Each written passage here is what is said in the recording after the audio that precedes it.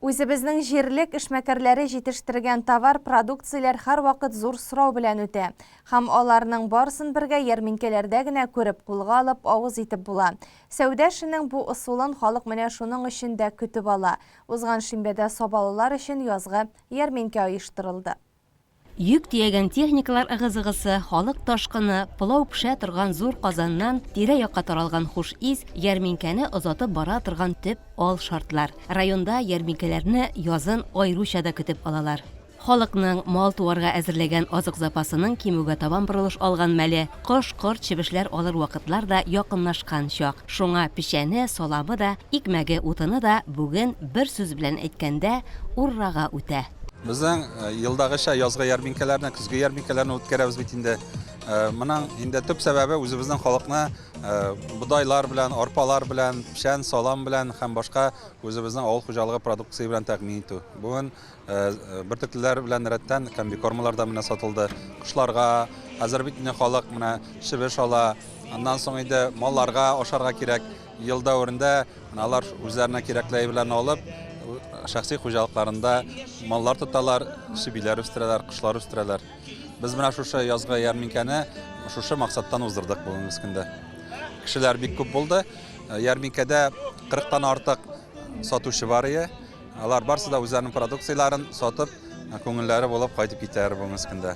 Халык инде үз ягыннан сыйфатлы продукцияларны алып, үзләре кулланалар. Ярминкәләрнең иң төп үзенчәлеге монда җирле җитештерүчеләр үз товар продукциясын тәкъдим итә. Сөт, май, сыр, казылык, балык, ит барысы да үзебезнекеләрдән. Ярминкәдә итне берничә урында саттылар. Аларны ашлык итеп кисеп, чабып та куйганнар. Тәмам җайлаштырып, бәлешкә, икенче ашларга дип турап та әзерләгәннәр. Барысы да ачык, ялт итеп күзгә күренеп тора. Күңелегә ошаганын сайлап алгына. Итнең килограммы 480 сумнан үтте. Ә инде терлекнең эш баш әгъзалары һәр кайсы аерым бәяләр белән билгеләнгән иде. Халык һәр ноктада итне чират торып алды. Байлар сабасыннан Рәмзия ханым да бүгенге ярминкәгә нәкъ менә ит артыннан килүен әйтте. Бүген ярмаркага сагынып килдек. Әйберләр күп. Бөтенесе дә үзебезнең сабада җитештерелгән товарлар. Менә итем беткәне итләр алдык. Таныш белешләрне күрдек. Алар белән рәхәтләнеп сөйләшеп тордык. Рәхмәт менә шулай зур итеп ярмарка оештыручыларга, бөтенесе дә ачык чырайлы, матур итеп сөйләшәләр. Гомумән сәүдә рәтләре бүген товар төрлелегеннән сыгылып торды. Агачтан сувенир эшләнмәләр, пешкән ризык, төрле тәм-томнар, бал, ит һәм сөттән ярым фабрикатлар барысы да халык ихтыяҗындагы продукцияләр. Балык бистәсеннән Ленар Әхтәмов сабагаларга утырту суганы, бәрәңгесе, азык чөгендере орлыгы алып килгән. Бакча эшләре кем әйткәндәй тау артында түгел, хәстәрен бүгеннән күрергә кирәк. Бигрәк тә суганга, бәрәңгегә һәркемнең дә ихтыяҗы бар. Икенче икмәгебез бәрәңге бүгенге ярминкәнең төп сые дияргә кирәк. Күпләрдә аның запасы язын булай да кими. Түбән өй подвалдагысы йомшара, ә менә базда ул яхшы саклана. Йосыф Алан авылыннан Айрат Хуҗин халыкка утырту өчен симәнә дә һәм ашау бәрәңгесе дә алып килгән. Галы сорты йомры һәм сары эчле булуы белән аерылып тора. Тәмле, пешкәч таралып та китә, ярмалы да. Бу ноктада симәнә 15, ашау бәрәңгесе 18 сумнан сатылды. Халык бик яратып ала инде безнең сорт галы бәрәңгесе. Баз бәрәңгесе инде бик яхшы алар менә күреп торасыз.